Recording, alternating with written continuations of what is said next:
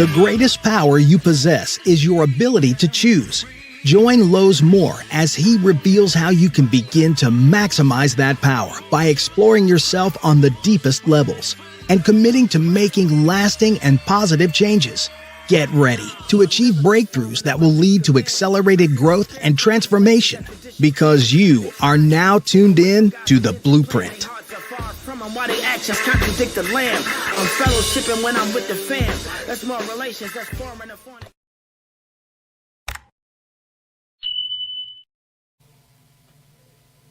Good morning and welcome back to the Blueprint Podcast. I'm your host, Lowe's Moore, and I'm excited to be with you guys. As you can see, my background, the scenery in my background is a little bit different because now we are live from Rayford or Fayetteville, North Carolina. I'm down here with my family, my brothers, both my brothers, Doug and Kirk, and my sister Tracy, and we are, having a good time down here. About this afternoon, we're about to have an ugly sweater party, right? And this morning, I'm gonna probably go with my brothers, and we're gonna do some bowling this morning as well. Although only time I bowl is when I come to North Carolina. I just thought they got about 29, 30, 40 balls that they keep exchanging with during the course of a game. I come with one ball. Right, I come with one ball. I didn't even have a bag. I just brought the ball in a little wrap, in a little bowling wrap, and brought it with me. But I'm looking forward to it. We got the chance to, looks like everybody's moving from Mount Vernon to Fayetteville, because even one of my brother's best friends, they moved down here and bought a beautiful home as well. And I think his other best friend is on his way as well too. So everybody's moving to Fayetteville, North Carolina, and we're down here just before Christmas. I mean, this season, right, is my season. Right, the season of family, the season of love. I mean, this holiday is amazing for me, and I've said over the last couple of broadcasts that, man, it's tough. It's good and bad because things change. I mean, people. The amazing thing is that, man, we on one end there's always some sadness, right, and then on the other end there's some new births. Right. So we no longer have my mother and father-in-law, and we used to always be there for Christmas and stuff like that. And my mom, I just remember so many wonderful things during these holidays. And I think that's the most important thing is the memories. Right. It was interesting. My mother-in-law has been going. How long has me mom been gone?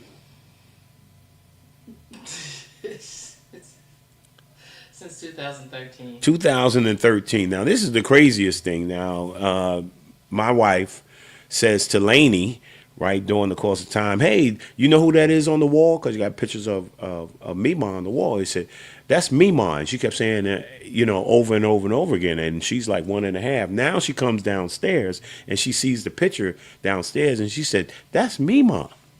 Right? I mean, and it brings back memories. Powerful memories, man, of the time we spent together during these holidays. It's amazing times. I think about my grandmother, my grandfather during these amazing times. And yet, yeah, it's sad, but man, we had so many wonderful, so many great memories that we hold on to, right? And then while we're here, we just want them to know that we're striving to be successful. We're striving to be good. We're striving to be the examples they pattern for us. And so that's why I love this time. And we're creating our own memories, right? With our grandkids now. And it's just an amazing time. I mean, and I seen people a little slow though. People are a little slow this year. Last year, I was out the gate, man. I had every kind of decorations, man. I was getting stuff on Amazon and bubbles and all kinds of stuff. I've been slow this year, right? But in my heart, I mean, it's been I still love Christmas. I mean, Knowing you, they'll be up till February, so. yeah, they'll be up for a while. Once I put them up, it's going to take a hard time to get them down, right? But again, I want to say, happy holidays, Merry Christmas, Happy Hanukkah, right? Kwanzaa, yeah. Happy Kwanzaa. Yeah. I mean, this is just an amazing time because you know what it is? It's all about family. Right. And last week, thank you for tuning in last week. It was last week's show where we talked about homelessness and how do we end homelessness. Right. Because we can't talk about the good without talking about the bad. Right. We're going to sit here and we're going to enjoy our family. But there are people out there without families. Right. And we have to be conscious sometimes of that there are people living in shelters and there are people who are living on the street. Right. And if we can have something to do about that and we can change that, that's part of our mission as well, that we need to help people, right, when they're in their time of need. And we need to pray for people, right? It's one thing is prayer and then there's action, right? You can't just pray, right, without action. So, and love is an action word. It's a verb. It's an action word. So if we love, we're going to help somebody. So again, I want to say thank you for joining me this morning on the Blueprint Podcast. And thank you for all you guys who join us. Remember, it stays on Facebook, right? It stays on Facebook. Lowe's More the Blueprint on Facebook. And it stays on Lowe's More the Blueprint on YouTube. And also, don't forget that we are still a part of the PNN, the Phoenix National Network. We're also on Roku. Right. And we're also on the Fire Stick. So if you miss us on one of these, you can join us on one of those. And I want to say thank you to my good friend Phil, right, who's the owner and founder of the Phoenix National Network. And he hooked us up. And so we're on there every week. So, again, thank you, guys. Let's get rolling. I'm excited as well. Let's get rolling. I got two great guests today, and I can't wait to get to them. So let's start off with my book of the week. I would say books of the week, right? And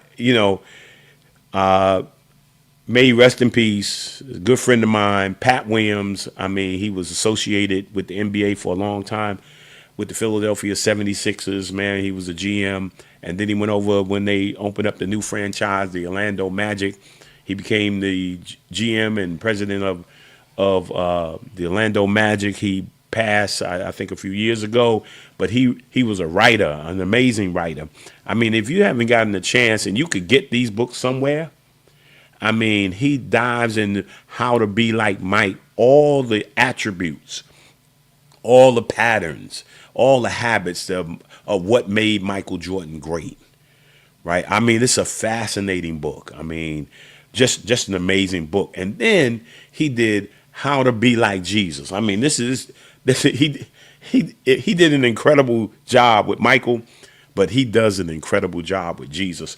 It's an amazing book. If you don't have it on your bookshelf, right? Because, hey, we're talking about building libraries, right? We're talking about having them in our homes, and we're talking about building, right? Because if we can't comprehend what we read, then we can't be successful in life, and we want our young people to know the importance and power of reading. You know what? If I'm not mistaken, he was with Orlando? Orlando Magic, yeah. Was he the one that gave Michelle tickets to the game that year? Orlando, yeah. In Orlando? Mm-hmm. When she connected with Dakari? Yeah. And now they're married? Yeah. Isn't that cool? Yeah, he gave tickets. He happened to go, and I don't know, but we just looked up and Dakari was there. Yeah, she was there, he was there. Yeah, that's true, yeah. And he did sometimes people would go to Orlando and they would call me and say, hey, man, I'm going to be in Orlando. You think I can go to a game? And then I would give Pat Williams a call because we were on several faith-based organizations and things like that. So great guy, man. Just an amazing. We truly missed. And here's the word of the week. Friends, right? Man, it's nothing like having friends, right? What would we do if we didn't have friends, right? I think the first thing between my wife and I, right, I think one of the magical things about marriage is friendship, right? Yeah. Yeah, we came together and we became friends first, right? And friends led to marriage, engagement and marriage, right? And I like to think we're still friends. Yeah, yeah. Yeah, friends. That's where it all starts. It starts with friends, man. I mean, that's what it's all about, man. If we don't have friends, man, then we're lonely, right? And our relatives should be our friends and our family, but they should be friends. There's something special about being a friend, something different about being a friend. But that's my word of the week. And then here's my affirmation of the week. It says, this is the Hill Harper Pierce Harper affirmation quote moment, right? It says, friendship isn't about who you've known the longest. It's about who walks into your life and says, I'm here, and prove it. Here for you and proved it. Yeah. Yep. And proved it. I mean, 'cause some people say, oh, yeah, he's my friend, right? And then when something happens in terms, where's the friend, right? I mean, someone loses somebody, right? A friend keeps calling consistently and is there all the time. The power of being a friend, the power of friendship. And that's my affirmation and for this week. And then here's my music and movie, right? And of course, the Jackson 5. Got every year, the Jackson 5 is my all-time favorite Christmas music. Since I was a little kid, man, it was, this is what it is. I mean, the Jackson 5, right? And this Christmas, we have a theme for this Christmas. We have a theme every year. Can you remember what our theme was last year? Movies, right? We had It's a Wonderful Life t-shirts. Yeah, I didn't put it on today. I had it on yesterday, but we duplicated remember the around the Christmas tree and the father, was with the kids and Juju was talking about every time you hear a bell ring, an angel gets his wings, and they hugging the dad at him because he just come back, and we duplicated that by our grandkids. Our grandkids was on us and hanging on us and stuff like that. And we duplicated the shirt. We put the pictures right next to each other. And then on the back, we put love and basketball with the ball in the air. And he was kissing her. And we reenacted that picture. I think next week I'll show you that picture, man. It's just pretty cool to see that picture. Man. When we did that was movie this year, because my son is in Ain't Too Proud to Beg. One of the reasons we came down to Fayetteville or Rayford, North Carolina this week, of course, my wife had a opportunity, right, to, she had a week that she had to use. And so my son Losey, as you see in the picture right there with the glasses on, he was performing at the Wilmington, North Carolina theater. And my brothers, you see my brothers and sister-in-law and friends and my sister, we were all there to see. He was amazing. The whole cast was amazing. They just keep getting better every time you see it. It was our fourth time seeing the show. He's going to be somewhere near you guys at one time or another. But right now he's in North Charleston, South Carolina. And as you see the dates down at the bottom, he's going to be there Friday. There's a show on Friday night, which was last night. Got 2 shows today, 2 shows tomorrow. And then he gets to spend the holidays. All these guys get to go home and spend the holidays with their families. And then they start back. He's going to be in Charleston, South Carolina coming up. So, yeah, Ain't Too Proud to Beg. No, he's going to be in Columbia, South Carolina. Yeah. After the new year. So it's going to be pretty cool. He's going to be coming somewhere near you. So make sure you get out and check it out. So all you have to do is go to the Ain't Too Proud. Yeah, Ain't Too Proud. Click on the tour dates, tour schedule, and you can find where all the shows are going to be at. Right? And then my person of the week is President Nelson Mandela. Right? It's either Mr. Nelson Mandela, out of respect, or President Nelson Mandela. I mean, if there's a person that that has no idea who Nelson Mandela is, man, you need to check the history, man. You need to make sure that they know Nelson Mandela, and I mean, a man who went from prison to the presidency in South Africa, huh? Did you talk about the movie? Which movie? The movie of the week? I didn't talk about the movie, but hey, Mufasa. Yeah, I thought you. Yeah, I didn't say anything about the movie, but Mufasa just came out on Friday. Maybe we'll get to take our grandkids to see Mufasa. Say Mufasa. Woo. Say it again. Say it again. Mufasa. Maybe we got to put seatbelts on them to go to the movie. No. The other two, the 3 and the 4-year-old, Dakota and Hartley, they sit down and eat their popcorn. Now, Lainey, she had to go home. Yeah. I mean, we went to see Moana, and Sherelle had to take her home. She's 1.5. She could not stay still.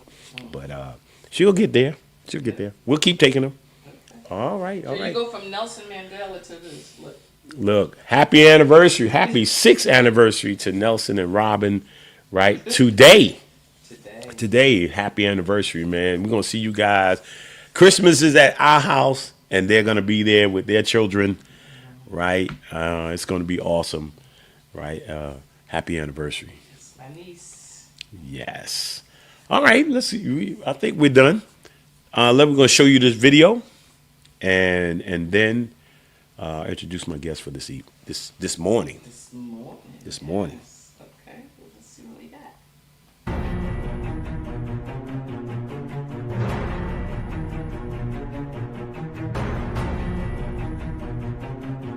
So I played for Phil Jackson, who's a pretty famous basketball guy with the Bulls and the Lakers and the Knicks most recently.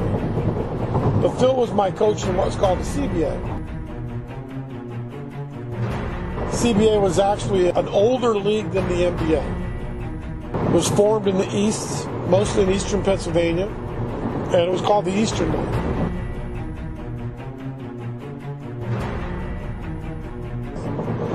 And the CBA, when I played in it, was the minor league system for the NBA, and they played in wonderful markets. Coach Magley remembers his days playing for the CBA and refers to it as the best years of his professional basketball career. He recalls it as a time where teams, players, and coaches still had a genuine love and passion for the game and their team. It was the closest he ever got to that feeling of playing for his high school team in Indiana. Every Friday night, Saturday night, all week long, whatever you did, that's what's going to be talked about. In the bars, in the barber shops, on the street corners, and in the student cafeterias. It was this passion and genuine love of the game he experienced in his years in the CBA that brought him back 20-plus years later in hopes that the NAPBL will restore that feeling back in the game. We could have more teams than the NBA and the D-League, now the G-League combined, because of all of these wonderful markets that can support their local team.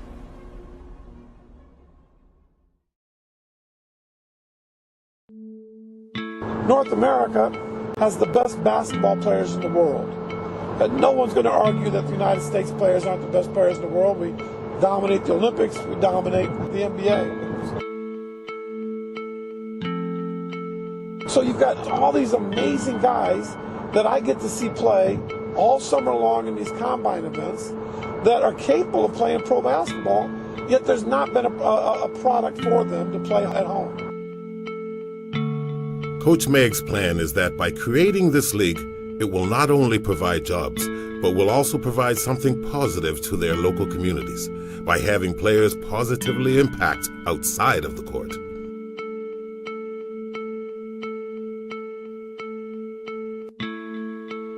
With the league holding over a dozen local draft combines in different communities all across North America, they are facilitating and ensuring they are able to draft the best talent by bringing the league to them rather than having them travel to the league.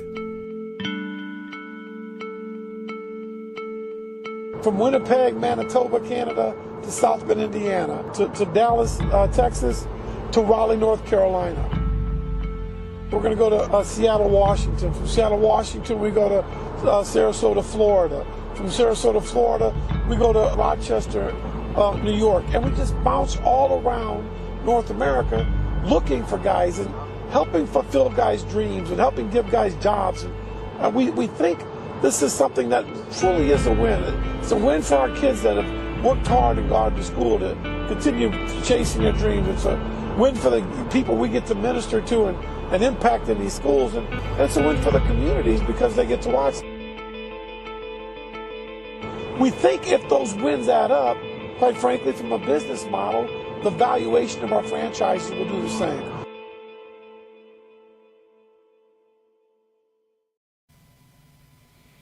Awesome.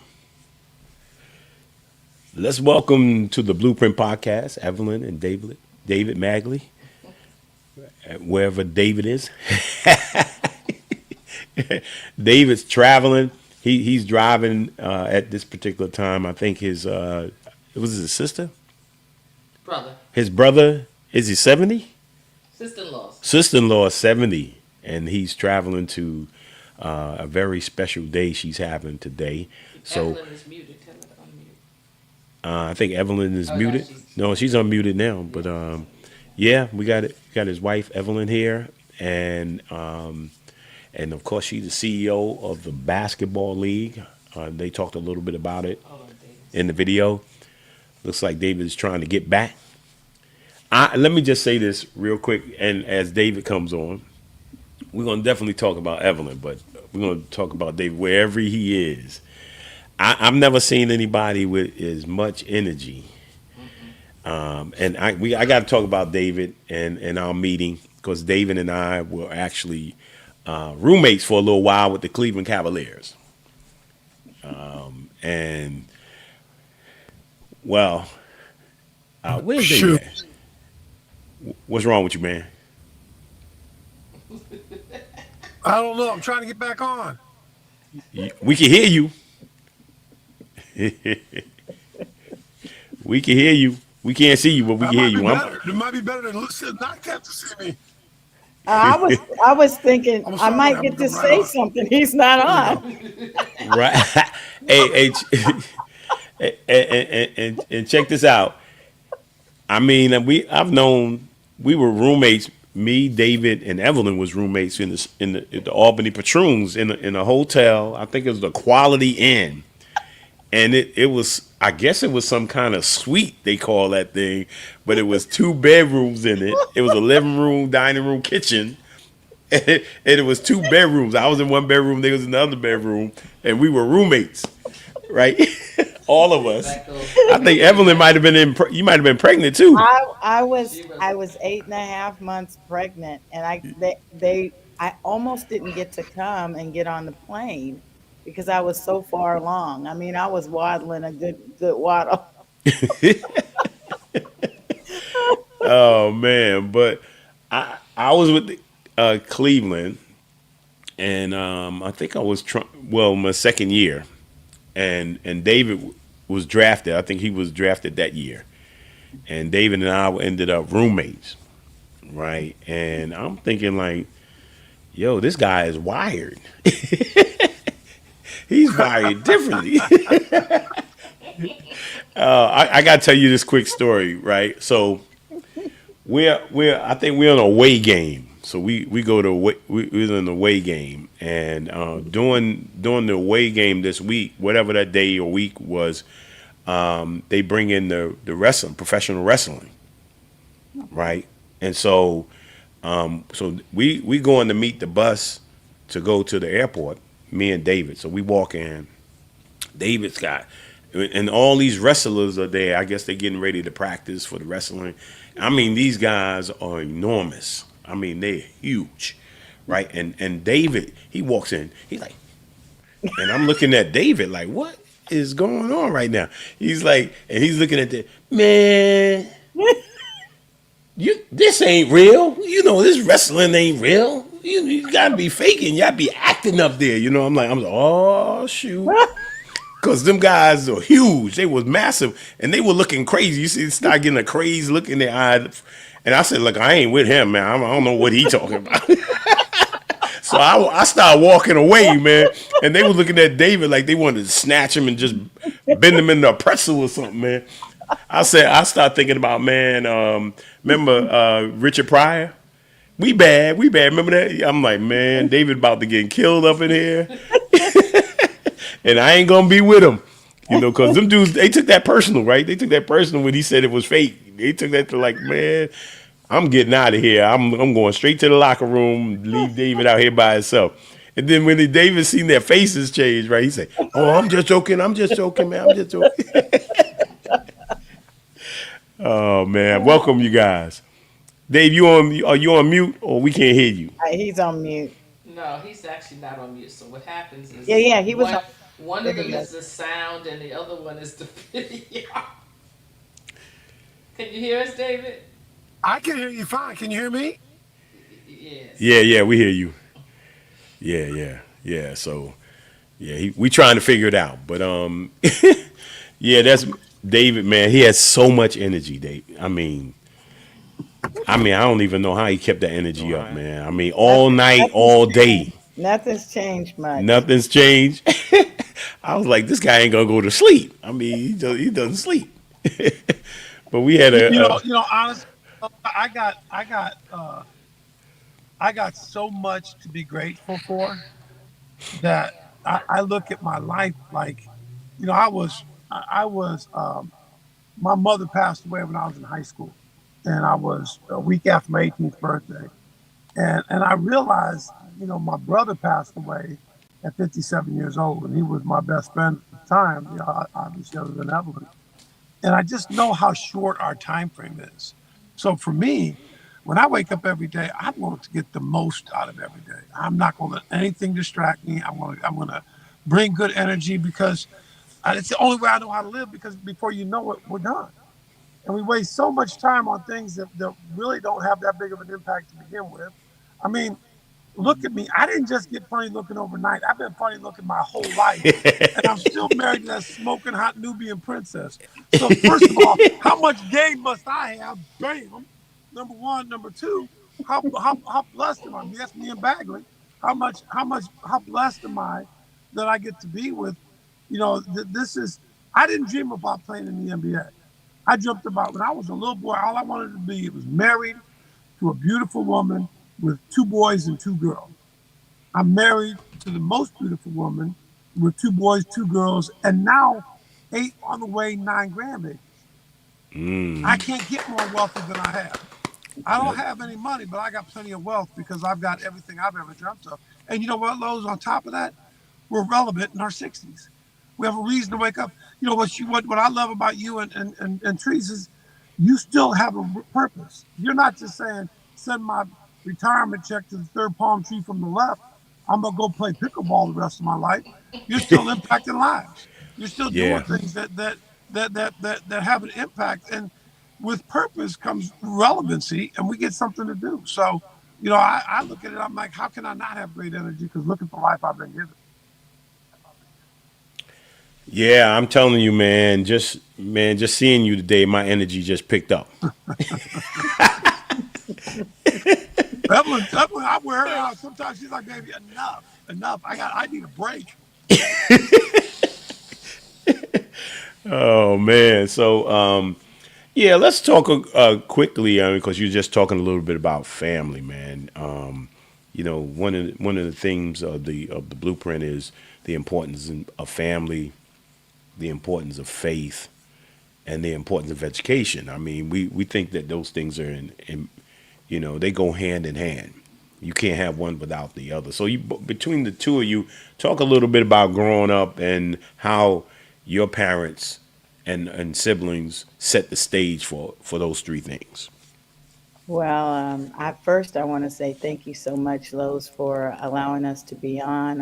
Appreciate this opportunity to share the journey of our life with others, and we pray that we can make an impact just from sharing the experiences that we've had. But I was raised in Kansas. I have my mother and my father. Oh my goodness. How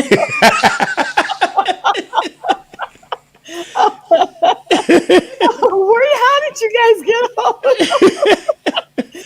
But my mother and father, they had two children. I have an older sister, 2 years older than me, and everything that she touched really turned to gold. And I I wanted to be like her, but I wanted to also be myself.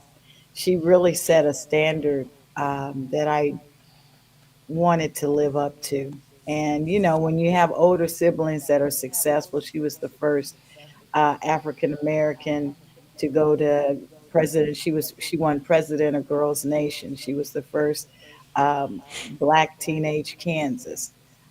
She was the first of a lot because we're coming from a generation that had never been seen, and so everything that she accomplished, she was the first. And so I learned so much from watching her.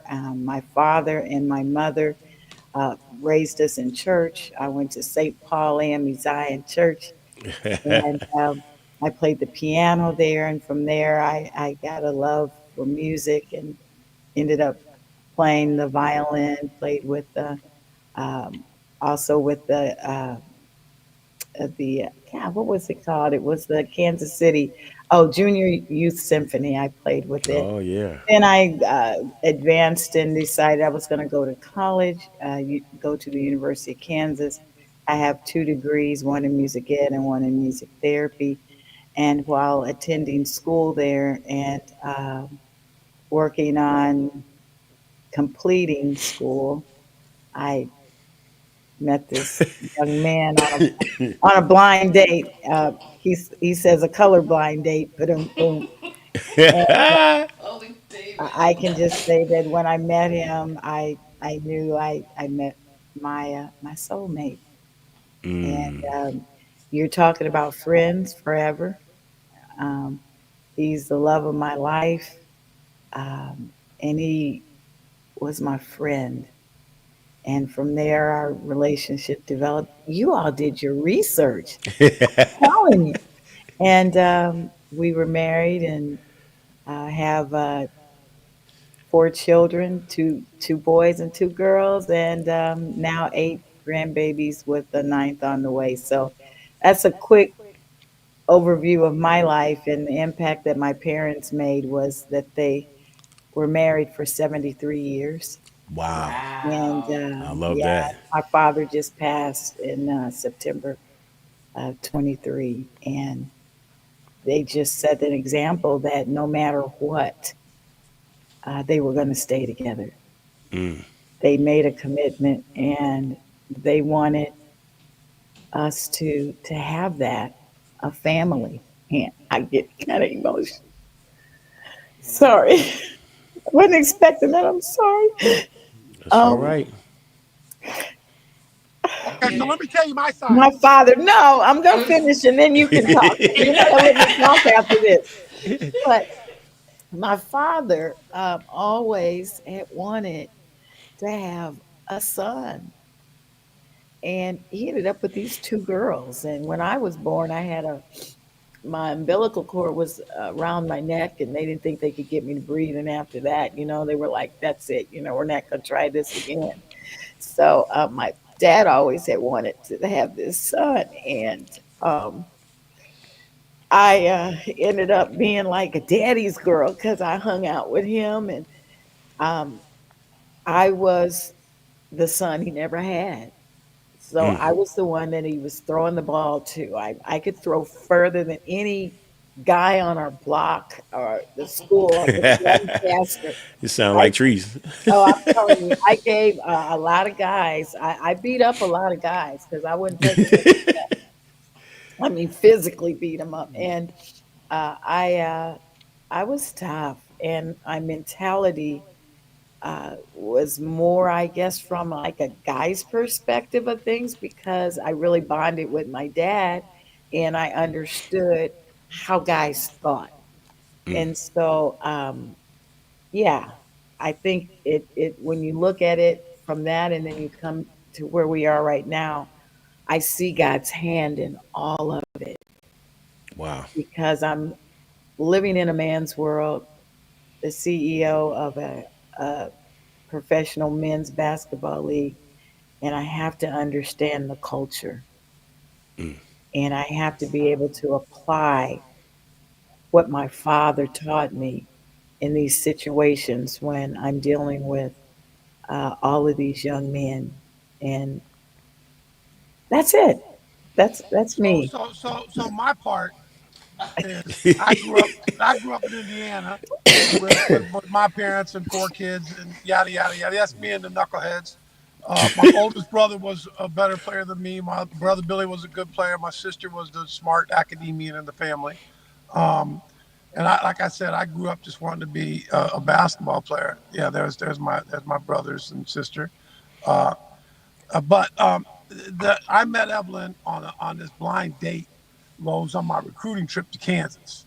Now I'm about to work my magic. Put her on mute before she doesn't start interrupting me. No, So I get on this date, right? And I'm working my magic because I got my Mac on, right? I mean, I ain't never seen a sister this fine, and I'm putting my work in. And I'm telling her I ain't had no physical affection in years because my mama's now, been sick. number one, Stop it. I'm let me telling the stop you. story. Let me You stop. act No, like no, you no. Let finished. me It's my stop you turn. right there. We, I was going on the No, date. here was my choice. I could go. I could go to a Beach Boy concert with the white dudes and Paul Mokeski, or I could go to a jazz concert, a Ronnie Law's jazz concert with Darnell Valentine. Well, DB was one of the best freshmen in the country, and my school is predominantly black, and I'm gonna get a lot more credibility going to a jazz concert than a Beach Boys concert. So I'm going to the concert. Out walks this smoking hot Nubian princess. Wait. Let me interject. No, Let no, me no, no, interject. I no, got to no. interject here. Wait, whoa. Okay, here's the way it was. You must understand that when I was going on this date, for me, it was not a date because I was going to see the jazz concert. My major is music. I love jazz. And I said, whoever the guy is, tell him I'm not going to go out with him. I'm going to go to the jazz concert. So we go on this date, and on the date, I'm working my magic. I tell her I ain't had any physical affection in years because of my mama, and I could tell she's feeling bad about it. And then, and then she told me she had some Indian in her. I told her I was half Cherokee. It was dark. She couldn't tell. I got long hair. I was lying, but it's okay because I'm doing my magic. He was lying. 2 o'clock in the morning, we get back on campus. She says, "You want to come up to my room? I want to share something with you." I'm like, "Share? Man, these college girls, they're so boring. They share. This is going to be unbelievable. She's going to share something with me." So we get in the dorm room. Lowe's, I ain't never been in the dorm room before. It ain't nothing but a bed and a desk. And I'm like, "Oh my gosh, it's going to happen." It's like, I can't believe it. Yeah, I'm gonna do something. I don't know what something is. I'm gonna do it. His And little dirty, filthy mind. she grabs this little black, black leather thing. She unzips it. I don't know what's in there. And I look in there and it's a book. I'm like, a book? And a book, and it don't have any pictures. And I'm like, who has books without pictures? And then I realized it's a Bible. I'm like, we gonna pray before we do this thing? I mean, I heard of laying on of hands. I didn't know what that meant. And I'm like, is that what that means? I heard about holy. I don't know. And she says she gonna give me some verses to take back to my poor dying His mama. mother was dying. I'm like, His what? mother was And dying. for 3 hours, Lowe's, all she does is give me verses, and then I don't seem to embrace the fact that I'm a minority. I can't even tell her that I'm not Indian. And she's like, so He here's didn't some even verses. share the verses with his mother that I gave him. She's giving me Oh verses to man. encourage me because I'm a minority. And at 6 in the morning, all I got was a kiss on the cheek. And I got in the car and I flew home. And my brother picked me up at the airport and he said, "What do you want to do?" I said, "Man, I want to go down and talk to mom because what'd you think about Kansas?" I said, "I don't know about that, but I definitely think I found my wife." And I knew that day that I would marry her because I'd never seen anyone that was that pretty and that was that pure. Her spirit was so unique to me. And literally, from the moment I got to Kansas until she married me 3 years later, I knew that would be my soulmate. And that's kind of Wow. how this whole thing got started. And to be honest, so I'm 21 in that photo, and in that and to be honest, um, it's been everything that I've ever dreamed of. I've lived my best life. I can't have any complaints. And it's you've heard before, Lowe's, that we live in a triangle, and the we're on each side, and Christ is at the center. And the closest we grow to Him, the closer we grow to each other. And every time we've had success is when we're growing closer to Him. It's not easy. I wrote a poem. If life were an open book, I wish I was dyslexic. It's easier to read our stories from the back to the front because it all makes sense. I don't understand why we got cut. I don't understand why this didn't work. But now that I'm 65, a lot more makes sense. I have a lot more grace for people because I've gone through it. I understand pain because I've been through it. When you lose a girl you think you like to find somebody you love, you realize, man, I'm glad I went through that because I know what true love looks like. And that's the truth, is that we've been blessed to have this amazing life together because we do life together because God's honoring us. I love it. Yeah. And now y'all been married 44 years. 43. This is our 44th. 43, we're going into 44 Wow, in that's 25. Awesome. Yeah. And we're going into 42. I know. Yeah. Woo! We know because all we heard about was me. I'm going to get married. I'm getting married now. I'm getting married. I'm engaged. He was so excited. Oh my goodness. He wake me up in Cleveland and say, Max, let me tell my fiance. Man, she's amazing. It's gonna be incredible. And then the other thing I remember from Albany was it was the Best Western we were staying in.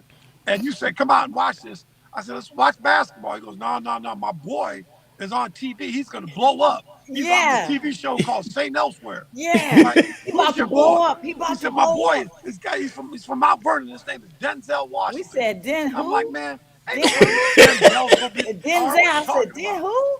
He was only on for a few minutes, and you're like, yeah, that's my dog right there. I'm like, he gonna be big, man. He gonna be big. You were prophesying. You were prophesying back then. Man, you made that thing came through. Denzel don't know. He said his I think it was his grandmother and somebody did a prophecy over. I'm like, he don't even know. You were prophesying over him. Man, you took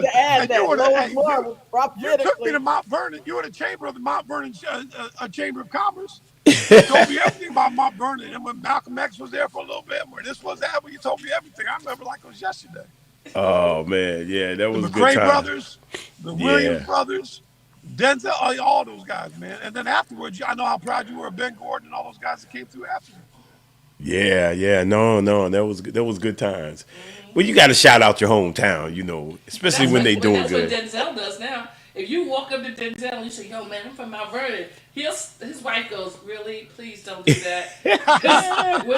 when she say Mount Vernon, he stops in his tracks and says, "Where? Mount Vernon?" He gets so excited. Yeah, and then I was over he did what's the Manchurian Candidate? Yep. Yeah. Right. So he did it in Yonkers. They was filming, and so we came over. We went over and for lunch. And so we walk in, and all the cast is there for lunch, and they turn around, and what's the young lady that played his? Julia Roberts. No, not the Manchurian. Wow. I don't know, but go ahead. Yeah, I mean, she's been in all the other shows. She's Diary of a Black Mad Woman, a Mad Black Woman. Oh. Remember her? Okay. She played the girl in the Manchurian Candidate. Oh yeah, is she the one? She mean too. Remember, she was mean. She took her husband and threw him in the. Yeah. Yes. Remember, she threw him in the. Kimberly Elise. Kimberly Elise. So she walks in as we getting the food. She said, Denzel said, "Hey, I want to introduce you to my homeboys here," and then he said, "Yeah, they from Mount Vernon." She's like, "Oh no, not another one." I'm tired of meeting people from Mount Vernon. Kimberly Elise, yeah. It was too funny. She did not want to see another Mount Vernon person. That's all you talk about, Mount Vernon. Yeah, that's what. How often I bragged on Mount Vernon just because of how much you talk about it. Because I just remember what an incredible high school program that produced all those guys. Yeah, I mean, we were talking earlier before we got started with the show, about how important it is when you're playing ball, how important the alumni are, how important the older guys are that beat you up, because beat you up, but then tell you what you need to get better at, and you accepting it, the correction. That's not how you set a pick. This is not how you use a pick. This is how you do this, and you respect them. When they speak, and nowadays, man, a lot of people don't have respect like that for the older guys. I'll tell this story. I'm not gonna mention the name of the person. He ended up going on to be a pretty successful college player. He's still playing overseas, and I was shocked when Gus came to the club, and he was a young sophomore, and I said, "Hey, this is Gus Williams," so forth and so on, and I introduced Gus, and I said, "Would you have any questions for him?" Right, and he said, "No, I don't have no questions. He's a has been." Oh wow. And I was like, that's when I knew the time had changed, right? Where we were in awe of the people who played in front of us. And we wanted to ask them questions, about how we could get better, how we can improve, And then when you see somebody being successful in front of you, they become your light, And any person of any culture that goes out to become successful at something, they become your light. Right? You Man, say, "Oh, I didn't dream of playing in the NBA. I dreamt of being my brother. If I could be as good as my brother was, I was doing something because that's who our heroes were. The next level up. Mm, yeah, But wow. I tell you this. There's a second piece to that story. That's a message to you and me. Is when people introduce me, they say this is David Magley. He played in the NBA. He was Mr. Basketball in Indiana, and you realize nobody cares. And, ah, and, and at that point, what you got to recognize is that, okay, well, that's who I was, but that's not who I am. Who right, I am is somebody that's still relevant today because right, I'm still impacting lives today. And at the end of the day, I'm more relevant today than I've ever been. So, you know what? I've got a greater purpose than I've ever had to do what I got to do to impact lives. And that's what we can all shoot for. Where right, where where former players get hurt is when we won't get past. And that's not, you're not saying Gus did that or nothing like that, but recognize that's so poignant because when I show somebody a picture and I realize it's black and white, my shorts are short, my hair is long, and there's no 3-point lines, I have no relevancy to them. I don't care if it's Larry Bird's in the picture or Michael Jordan, they don't care because as far as they're concerned, they don't know any of those guys. But you know what? I got 600 jobs for you to be a pro athlete. I got your attention now. My guys are community leaders. I got your attention now. Hmm. I got a reason for you to have some respect for, you're gonna put some respect on my name because I can help you today. And that's how I look at that is it keeps us relevant and that's the blessing in it. yeah, yeah. I mean, yeah, that's so important that they see you as a vehicle where by which you can assist them because you're blessed. Hmm. You've been blessed to be a blessing. Hmm. I mean, the person that has been blessed but never blessed anybody, man, is never going to truly be successful, Hmm. right? And so it's important to turn around and give something back, Hmm. that they can grow and hopefully get on your shoulders, and they can keep getting on your shoulders, and they can become successful as well. And And and that's what the basketball league is about, and basketball super league. It's a God-given vision, and I don't apologize for. And it's a vision that allows us to use this simple game of basketball to show love to community. And so, what the league actually is doing, it's a showcase league.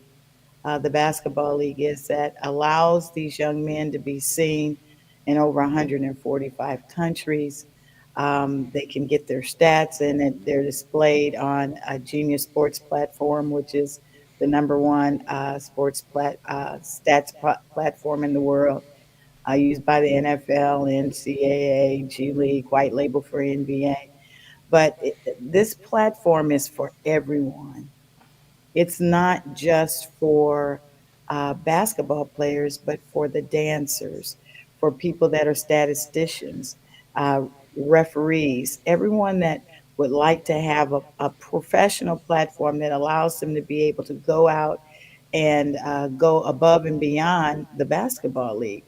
And because of that, we've been able to have um, hundreds, if not thousands, of players that are now playing all across the world. We have one player in particular that I would like to say. I know we have four that are now playing in the NBA that came up through the basketball league, and that's Lindy Waters, a Native American that is just works with integrity, and he's just amazing. He's playing with the Golden State Warriors, and so he came through this platform with and had the ability to be seen and went up through the G League and through the G League, then up, and now he's playing with Golden State. So we've got dancers that started with Potawatomi Fire, one of our teams, that are now dancing with Oklahoma City Thunder Dancers. Same thing, we've got dancers that started off with the Kokomo Bobcats, Medora, Timberjacks, and Lebanon Leprechauns that are now dancers with Indianapolis Colts and the Indiana Pacers. So we've got statisticians, and then I'll stop because I get excited, but we've got statisticians now that are statisticians with the NFL and with the SEC that started right in TBL because we're all using that professional platform that now they can convert that knowledge and put it on their resume and continue on and go up into the upper levels of professional football, basketball, etc. So, yeah, it's about bringing the communities together and showing love. Well, and I think it's unique that with Evelyn is very unique because she's the first African American female to own a male pro sports league, and she does own the league. That's not me. And what that gives us is the vision, not just of a black woman, but a black mother. So we look at all these young people, virtually everybody that's in our organizations, from executives to coaches to stack people to dancers to players.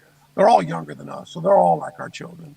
And as a mother, she wants them to A, prosper, B, be paid on time, C, be role models. So we have financial literacy. We're about to partner with some very famous people on some financial literacy initiatives for our guys. We're doing everything we can to give them a greater focus when they're done with playing. At the same time, how do we use their celebrity to impact lives? As low as you and I know, young people are they're like old people with hearing aids. When the teachers start to go on and on, they turn them down. When That's the right. parents go on and on, they turn them down. They can't hear you no more. But when they're a hero, when their celebrity touches their lives, the power our guys have to deliver a message of dangers of drugs and alcohol, value of education, self-worth, all those things that are so important to today's young people, our guys can do that.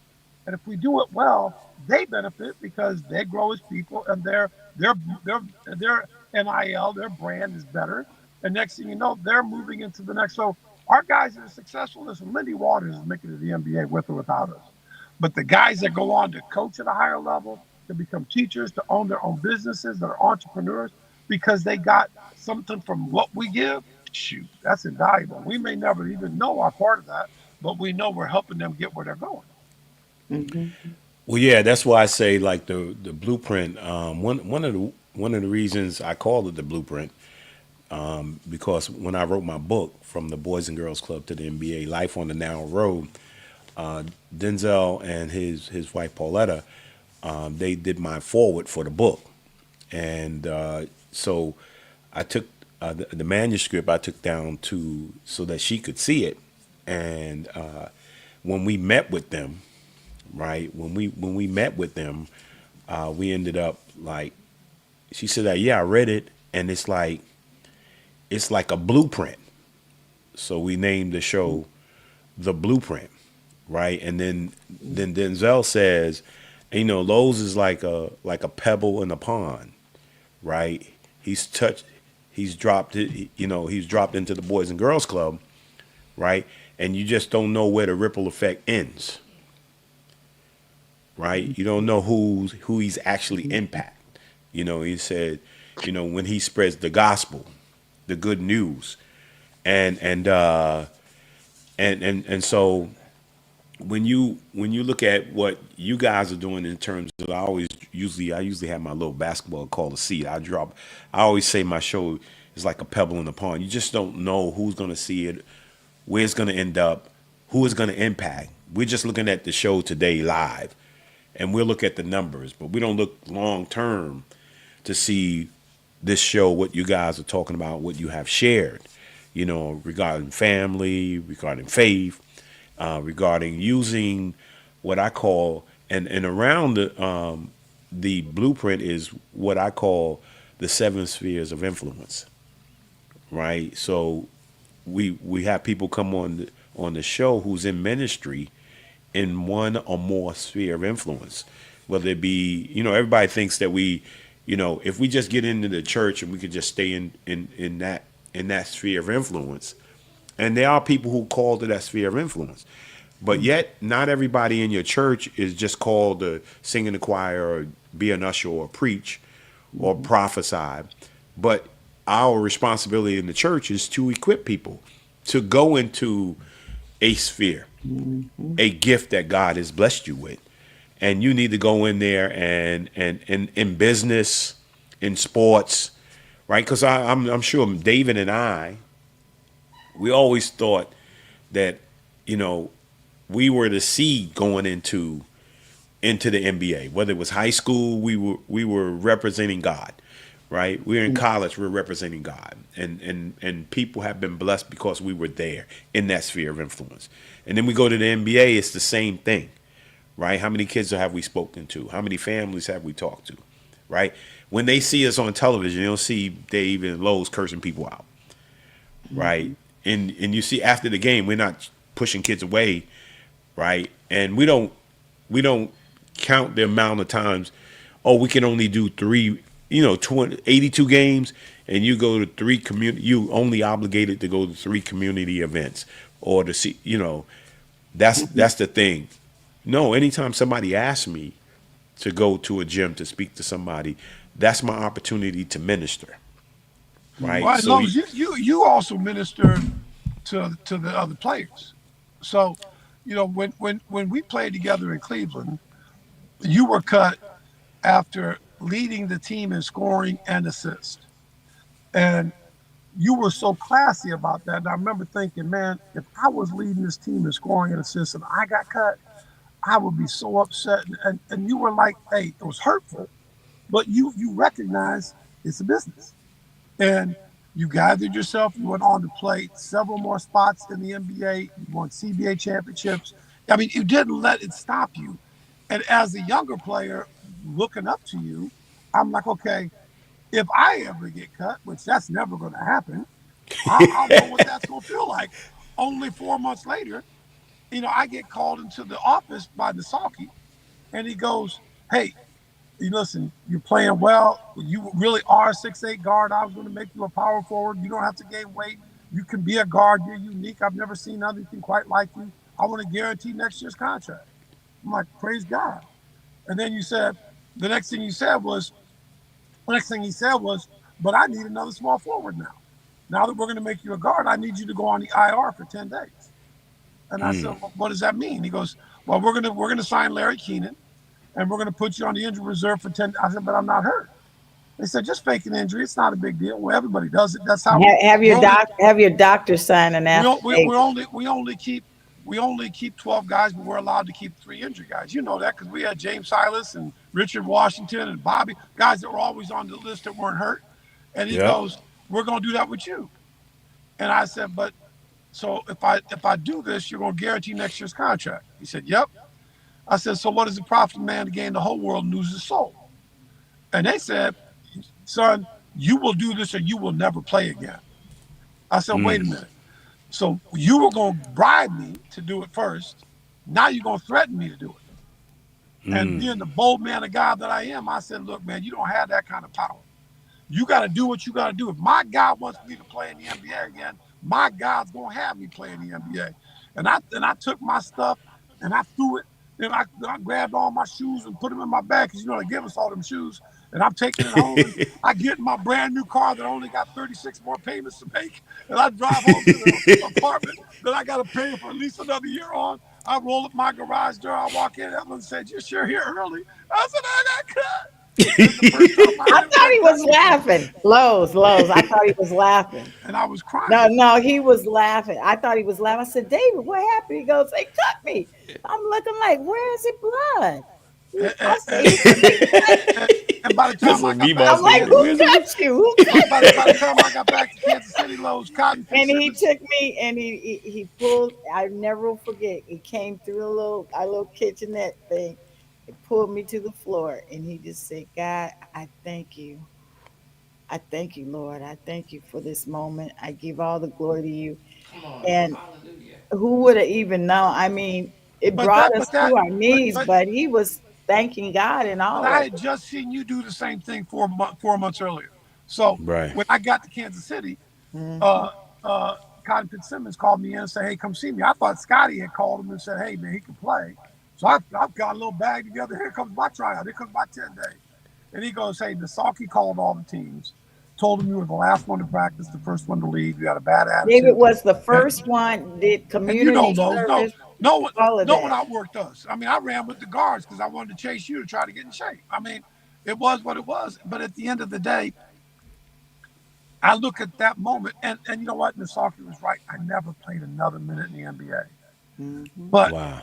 to me, that's the greatest victory of my life because I Mm. didn't know I had the courage to walk away from something that was fame and fortune. And he's blessed me so much more than I could have ever gotten by just staying. Not that I wouldn't still be married with 4 kids, but I wouldn't have the life I have if I hadn't gone through what I went through. So I look at that and I'm like, man, none of this stuff should create fear in our hearts. We need to do what's right, regardless of the consequences, because the blessing on the other side is bigger than the fear of what it may or may not be. Maybe it won't get what you want. My favorite verse is Romans 5:2-5. For we glory in tribulation, knowing that Mm. tribulation works patience, patience experience Come hope, on. and hope maketh Come not on. ashamed. But the most important part of that is glory. Will you Mm. go? Sometimes the blessing is that tribulation. Sometimes what you're supposed to go through that in order to get the blessing that's on the other side. And Not the hardest thing to do is to what I call is the sacrifice of praise. It's like when you are really like in that place where you are hurting and you can feel pain like in your body. When you do the sacrifice of praise and you praise him in spite of, Mm. that's one of the hardest. You think it, you say, oh, people sing this song, we give the sacrifice of praise. think about it. Okay, it sounds like a good, it sounds good. It's a nice song to Mm-hmm. sing until you have to do it. Mm-hmm. Because Mm. the Amen. sacrifice of praise means that you are praising God in the middle of when you want to cry. Mm. The sacrifice is giving up the pain to then glorify him and praise him in spite of what you're feeling. And that's the Amen. sacrifice. So that's what I have found is one of the hardest things to do, but it's what we should do. And then at that point, I believe you have your biggest breakthroughs. Is You that know, those praise? It's like one of the incense things going up. about Evelyn and David is Evelyn and David, they've been like this from the beginning, right? That's why I say Like nothing's they've been changed. consistent. They've been consistent with loving the Lord from the beginning. Because I remember being in the car with Evelyn. We were going somewhere, and we were in the car, and her thing was Leon Patillo. That's where I learned Yes. Leon Patillo. I learned Yeah. Bone in Leon my Patillo bone. from Evelyn, and she gave us the song "Flesh of My Flesh" Flesh on of the my Bone, bone, flesh, phone. bone. Yes, bone which of was my the bone. song. That was a song Yeah, for that was our our wedding, song for our wedding. and I got it from you. Oh, oh my I got that. I goodness. got it from you, and I think it Wow. was. I think somebody else used it, but so my best friend, her daughter got married, and I created a video of their wedding, and I used that song, and she Oh, said wow. that is one of the most beautiful songs I've ever heard. But I always remember one of the things that always connected us is I always remember Flesh of My Flesh and being with you and teaching me about Leon Patillo because I never heard of Oh, him before you. oh, You wow. are flesh of my flesh. Okay, I won't sing That's it. it. That's it. It's a powerful. That's a Yeah, that's a powerful Lord, po- song. no, sir. yeah, That's that's right. a Beautiful powerful song. song. I love that song. That's right. Yeah, and so talk a little bit about now the the inspiration of the league, because we both played in the NBA. But let's talk about And, David. huh? Look, this is David in his Kansas days. Oh, yeah. There's David some was good. Kansas. David was good. Kansas. Come on, No, man. David. First of all, David was David could great. play. He could Yeah. play, man. But I think one of the nuggets you could take away is that it's a business, right? You heard David mention in the preseason, I was leading the team in scoring, steals, assists, free throw percentage, field goal percentage, right? And I got cut. You know, they had the business side of it is they had like 30 something, 36 guaranteed players. And they wasn't gonna, even though I played well, they wasn't going to guarantee me because they had already had so many guaranteed people on the contract, right? And so I'm sitting in the first game. I think the first game of the season, I'm sitting there knowing I should be out there, and I'm on my way home the next day, and I'm thinking about like, well, I'm thinking about I'm getting married. And then and I'm thinking about like, hey man, I end up going to the CBA in Montana, Billings, Montana. George Carl. Yeah, he was in Great Falls. Oh, okay. Yeah, and Bill Kalukis was Okay. the coach, and man, I hated that situation. But I went there, and I eventually overcame my flesh, and started to ball out, and I ended up getting picked up by the Clippers. So but the thing is, in those spaces, in those moments, you kind of find out who you are, and where your trust lies. And in those silent moments, man, there was a lot of prayer. It's like this is the time I'm mad at God. People get mad at God, and that was the time I found that I needed to spend more time with Him. And going to Billings was quiet. It was a quiet time, and I remember every night just pulling out the Bible and just meditating on God's word, man, just trusting and praying, in those But particular Lowe's, the other times. thing that I'm certain you can attest to this, but as a man, the love of a good woman changes everything. Listen, getting cut was the first time I've ever been fired by anything, but it would not be the last. I've been fired about 7 times by different jobs, and every job I get fired from is the same thing. People hire me to build sales forces and make money for them, and they pay me commensurate with that. The more money I make, the more anxious they get. At some point, I'm making more money than the president of the company. It's time to get rid of me. And then they give me something called a severance plan, which is a few months' pay and kick me out the door. Every time I've ever been fired, every time I've ever been cut, I come home to a woman that says, "Baby, we got this. We have a big crib in Florida with a lot of money that we can't afford to pay it. We got this. God, you got." And to have a helpmate that is so strong in her faith, Trees, all my faith starts and ends with the woman that's there. I was raised as Catholic. We had a good basis of faith life. My wife, my mother was a strong woman of faith. My father loved my mom, but I didn't really know what a personal relationship with the person of Jesus Christ was like until I met my wife. And quite frankly, the main reason why I got saved was I wanted to get with that girl. If this is what it takes to date her, yeah, I love Jesus. What else? Now let's go on to the next thing. I had no idea that it would become real and it would become such a big part of who I am. And it was, and even to this day, after 43 years, when we go through something, she's like, "Baby, I was just at Daddy's cemetery plot for the first time. And I know there's an end coming for both of us. So why should we be concerned with whatever else? Let's not take our eye off the prize of what we're called to do." And that kind of helpmate that's able to not create panic and make things worse, doesn't gaslight me ever, allows me to go, we got this. So you know what happens? That energy that God's given me comes back. And I go, here we go, here we go, here we go again. What's my weakness, Evelyn? All that kind of crazy energy comes right back because I've got somebody that is always building me up. And that's the blessing that women that listen to this need to know is that it's an equal thing. I'm her protector. I'll take a bullet for her. I'll fight. I'll never let us go hungry. I'll do whatever I have to do because I come home to somebody that's going to lift me up and push me to greatness. And that's kind of how we work together. Is that fair, babe? Yeah. I would well, I mean, you're my best friend. Always have That's right. been. And it's like David's the only person that can go from 0 to 1,000. I mean, he knows which buttons to push. It's And a I just, gift. just send me like, "Ugh."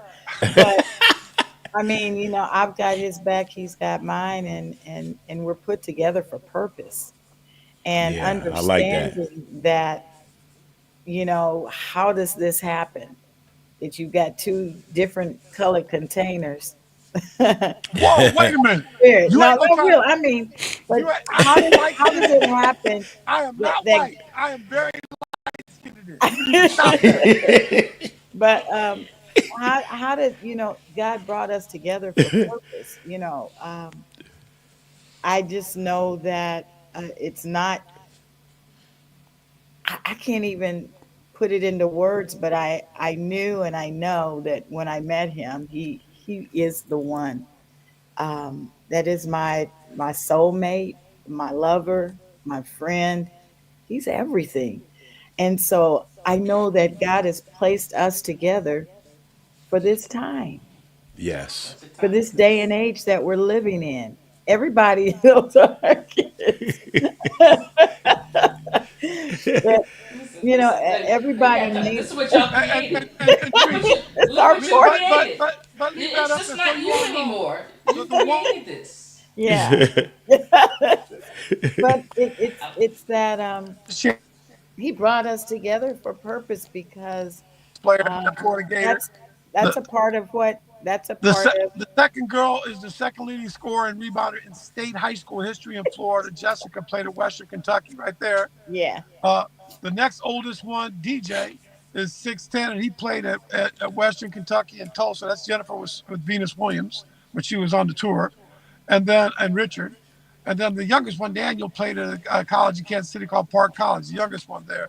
So we were blessed to have all four of our kids get in and out of school without paying for college. And the same, because they're their mother's children, they all play musical instruments. That one plays the violin, the second one plays the viola, the oldest boy plays the bass clarinet, and the youngest one plays all the saxophones. I was That's like, what happens when the mom's a and music teacher. and all four of them played drums, and then we're in the drum line except for Jennifer.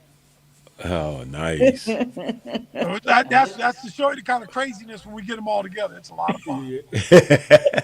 look at that. Wow. Yeah, That's wow. amazing right there. Yeah, that is amazing. That's awesome. Yeah. But that's my point, Lois. Lois, when we say, you know, I tell young people, define wealth. Don't let it define you. My Yeah. definition of wealth is my love of my God, my relationship with my wife, my kids, my grandkids, and am I relevant? I serve a risen Savior, so I'm a wealthy man. My wife is my best friend. She's smoking hot. She looks like the day we met, and I can't deny it. I'm in love with her. My four kids are my best friends, and my grandkids keep me relevant. But today I have a job where I get to impact lives every day. So there's a lot of Yeah. guys you play with that have a lot more money than me, but they're not wealthier. And that's what you have to recognize. We define our wealth. We don't let other people define it. So I've got Yeah. a tremendous peace in my heart because of what I have. We learned Yeah. very young that, wealth is not just in money, especially in, I'm not mentioning any names, but when you're driving around, a guy that owns a team calls you up and is ready to blow their head and their brains out, and they want come by to pick us up so we can ride in the limo with him and bring him down off the roof because he's got all the money in the world, but he's hollow inside. And so, Wow. we have these experiences like, how can that guy be a multimillionaire and and he's not happy? It's got to be more. And we know with Yeah. that boy, we know what that void is and how it can be filled. But we learned that very young with him when he did play pro Well, sports. So, well, let's talk a little bit about the league and how the league is going. I remember Dave, you did I think you did something up in Mount Vernon too. You did a combine I did. in Mount Vernon as well. You got me the gym, And yeah, and we did it as a that might have been PBO, that might have been the NBL Canada. When we first started, I started as a commissioner in the NBL Canada, and then I came down and started another league that really didn't work, and then Evelyn got involved. well, actually, no. Actually, no. I was over the director over community outreach for the Brampton A's and worked with NBL Canada, and I was there for 2 years. And then we came back to the States and then continued. Well, I was involved in other ways, but I wasn't coaching. But I was working with community outreach and learning a lot about the culture there in Canada, which was phenomenal. Just seeing how people shared their resources as nonprofit organizations. But go ahead, David. I'm sorry. so the year yeah, we had that sounds the first year interesting. we had NAPB was a great year, but the investment didn't come the way I thought it would, and the partner that I had didn't work out. And when I came home, we weren't going to be able to do what we wanted to do, so the league wasn't going to go forward. And when I told Evelyn all the things that were happening, this is what happened with her. Well, number one, he's leaving out some important things. I think. I'm more detailed than him. What he Well, did, when and women are. what he left out was that I had come back from Canada because I was at home because my family was going through a crisis at that time, and he had lost his brother unexpectedly. Just he was there one day and was gone. And so I had come back to the States. He was in Canada. We had grandbabies that were being born. He ended up coming back to the States because he wanted to be with the family. And at that time, then he started this league that things did not work out that well. And he came back home after basically resigning from working with a particular league.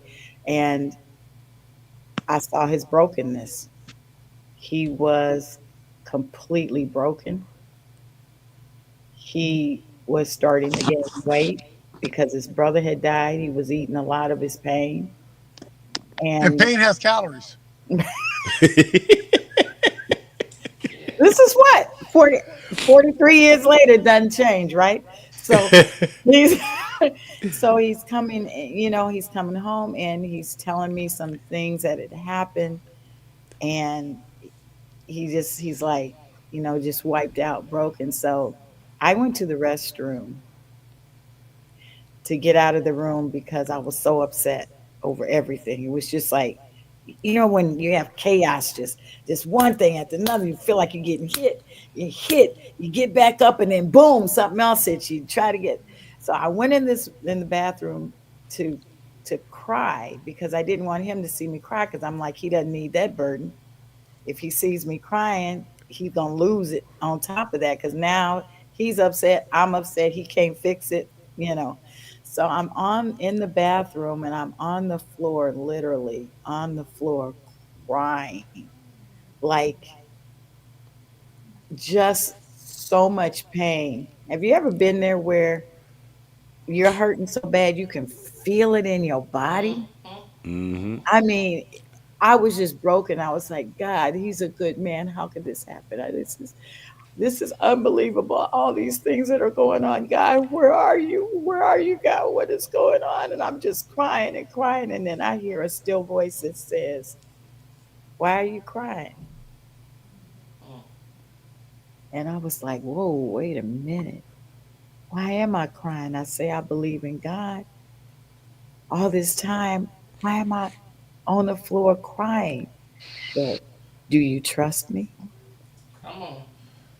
I say, well, yeah, I trust you, but oh God, forgive me because I never want to be like the children of Israel. You parted the Red Sea and all these different things, and they still didn't believe, they didn't trust you. And I'm thinking, God, you were been with us when I lost a child. You have been with us. God, forgive me. Yes, I trust you, God. I'm sorry. I'm sorry. I should be doing the sacrifice of praise. That's why I was like, God, forgive me. So I'm like, sacrifice of praise, sacrifice of praise. I'm like, God, thank you. I just started thinking for my children, for my grandchildren, just everything in my life instead of going to that dark place where you just repeating all the bad things. I'm like, God, thank you, thank you, thank you. And then I hear a still voice. Then start your own league. Mm-hmm. Start your own league. I said, wait a minute. I'm a retired music teacher. Start my own league. What?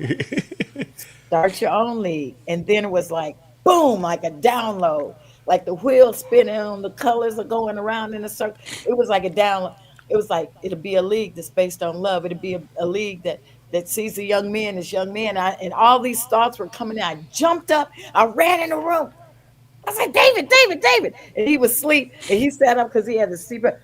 You ain't got to tell Darth nobody about Vader. that mask. That ain't nobody's I business. said, David, David, God spoke to me. God spoke to me. David, David, God spoke to me. He's like, I said, David, God spoke to me. He told me to start my own league. He said, what are you talking about? Can we talk about this tomorrow? I said, no, David. He's showing me. He's showing me. We gotta write it down. We gotta write it down. He's showing me right now what we need to do. He said, oh my goodness, what time is it? So it was about like after midnight. We sat Like up to three like o'clock in the five. morning. It was like, no, it was like 5 in the morning. I wish I wouldn't have We been sat behind that down. door going, "Hey, do you trust me? Hey, hey, what are you crying for?" Well, I was like, wait, No. that voice sounds So familiar. we Hey, no real true story, 100. This was so we sat down and it was like till 5 in the morning, just writing down what the league would be, the vision. What is it going to be? It's going to be based on the love and community. Young men will be able to be seen as people and not just an athlete, but a real person. We teach them financial literacy. We're going to life skills, all of these things like we see you, we see you. And then that next day, it was actually the same day, I went to my daughter. I said, I had this vision. She's like, oh, God gave you a vision. I said, yeah. I said, I had a vision last night. It was so clear. And I said, well, I don't know what I should name it. And she said, oh, Mom, just keep it simple. Call it the basketball league. I said, basketball league. I got on the computer. I was who got that name? Who got that name?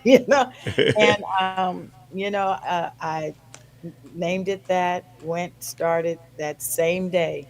I was incorporated that same day. I set up my little bank account with my $20, and here we are going into now year seven as TBL. I acquired those other teams, going in. and now we have $25. Bam! Bam!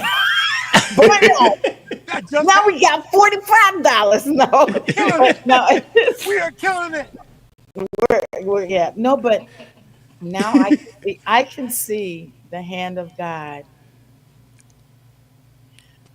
impacting the lives. And I'm telling you, we have people of all different nationalities, all different religions, all different ethnicities. We are the most diversified pro league in America. The team market owners we have are men and women that are of all different backgrounds that are utilizing their teams to be community assets, to be able to have a platform that that community can use to be able to reach out and change lives. And Wow. I'm excited about it because nothing can stop me because I it's like not that. me. It's not me. It's not something that, oh, when I turn 60 years old, I'm going to start a league. It was not me.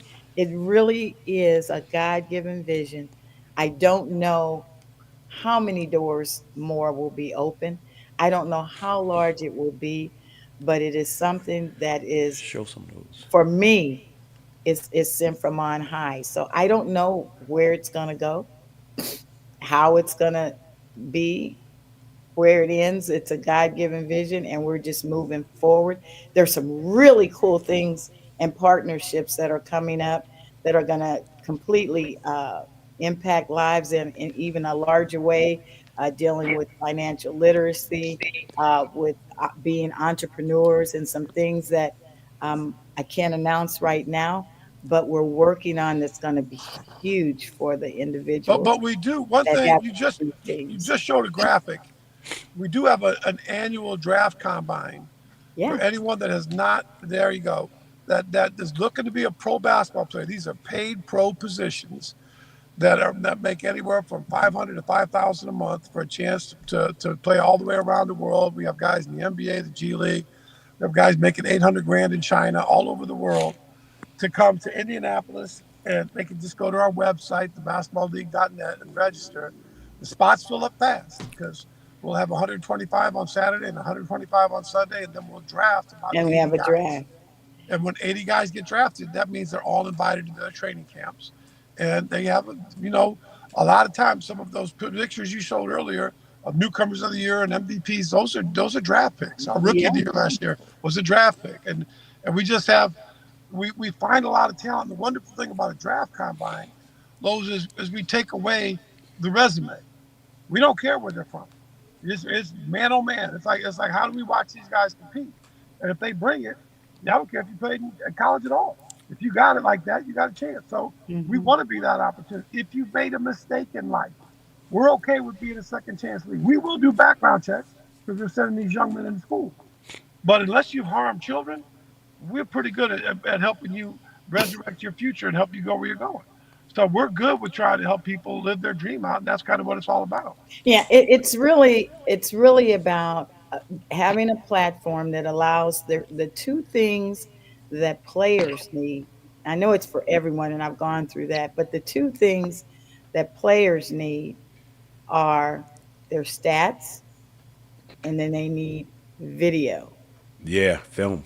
They need that film. You got to And build a so they're basketball playing. resume. Right. And see, what makes it really cool is that the fact that with that being able to have the footage is good because they're playing against high caliber players. It means absolutely nothing, Lowe's. And Miss Magley, I scored 50 points in the first quarter. And I put up, I'm doing a double double, triple double against fifth graders. No, it is important that these players are playing against high caliber players, and they are. And so their footage shows they can actually play. And we have another level called the basketball super BSL that is Basketball Super League. yeah, that has 5 teams in Canada, 3 in the US. Those right now you can watch that on BSLTV.tv. That's basketballsuperleague.com. That league is 115,000 a month. It's incredible. You go to 1,000 things. I'll be there the day before New Year's. It'll be a sellout. For. So we're creating like a Euro model where we have 2 different levels of leagues that will have promotion and relegation, and it's all coming to us, and it's gonna be amazing how this looks when it's all done. And We're also what on BS Sports Extra on games on TV, so watch their calendars. Those start next week, and again, follow the leagues because you'll have a lot of fun with it. We're on social media on all 3 platforms: X, formerly Twitter, Facebook, and Instagram. So I for the like the part fact that that you he was have the. digital, Go ahead. I he like. was saying that we're on BN Sports, which has over 50 million viewers. And we're also on MENA, the Middle East and North Africa, on BN Sports. And we also have TBLTV.tv. And right now, the season for Basketball Super League is on BSLTV.tv. Wow, Oh, that's nice. awesome. I was gonna say I like the fact that you have a referee of the year. Like a lot of times you have, like you see the coach of the year, most valuable player, sixth man. I see rookie, another sixth man of the year, newcomer of the year, spirit of the game, and defensive player, all TBL first team, second team, and defensive. But a Mhm. referee of the year, Mhm. that's like Yeah, that's a that's big deal. different. And That's that's a woman. different. I That's a see. woman. I Well, we, see. we Just have that we have fear. 27 of the 40 new G League referees this year came through our league. When we talk about we're a showcase league, dancers, DJs, hype men, mascots, coaches, players, everybody's cutting their teeth on getting because they need this visibility. I mean, there's a strong need in this country, and there's limitless the number of markets because there's so much talent that needs an opportunity. So you typically would say, well, when is the talent going to run thin? Uh, More than the vision we have, Yeah. because we don't want more than an 88 teams in both leagues. Then you could have hundreds of teams and you'd have plenty of talent. There's so much talent in this country; it's incredible. And the referees, we're really a great training ground for referees because think of this, Lowe's. Where in America can a referee learn how to be a referee for using NBA rules? We're not FIBA. We have a hybrid where when the ball touches the top of the rim, it's live. But our referees are playing by NBA rules, which is different than college. So if a referee aspires to go to the G League or to the NBA, we would be the training ground. Evelyn, this is an hour and a half show. We're going to take them for 3 hours if we keep talking. Lowe's, how do you No. roll with this? I'm talking. I'm the one talking the most. Okay, You okay, got to okay. stop. You got to I stop. see how it is. I You see got how to it is. stop talking so much. I know. Lowe's, how I do know. you? I just talk so much. Our son's godfather, his grandson played with the Albany Patroons. Who's that? And we went to see him, Jacque. Oh yeah. Yeah, he we went up to see him play, Yeah. and he this little dude walks out on the court, right? He's little, he's the smallest dude out there, and we're like, oh, ooh, he had the most points. Yeah, he had 35 points. He was John killing. James. Yeah, yeah, No, yeah. that's a bad little dude. I'm telling you what, John James, you don't sleep on him, and he's a tough matchup. You know, he's a mini version of Lowe's Moore. You know, if you watch him, he ain't gonna go through and dunk on you like Lowe's will, but he'll go by you and he'll stop and pop you, hit open shot, he'll get the guys involved. Oh, John is really good. Yeah, we saw Yeah. him. We were like, wow. Yeah, that was a good game. They brought us up for the game, man. They announced us up. Oh, at and they the honor game you. and They stuff. got your Yeah, picture up there as like a retired yeah, jersey. yeah. Nice. All the patroons. But this- That was the day. Yeah, this is great. Before we get off, there was a junior TBL, right? Talk about the that real junior- quick. Yes, Junior TBL is a platform that utilizes the game of basketball to bring positive affirmations into young people's lives. The CEO and president are a 12-year-old Your and a grandchildren. 10-year-old.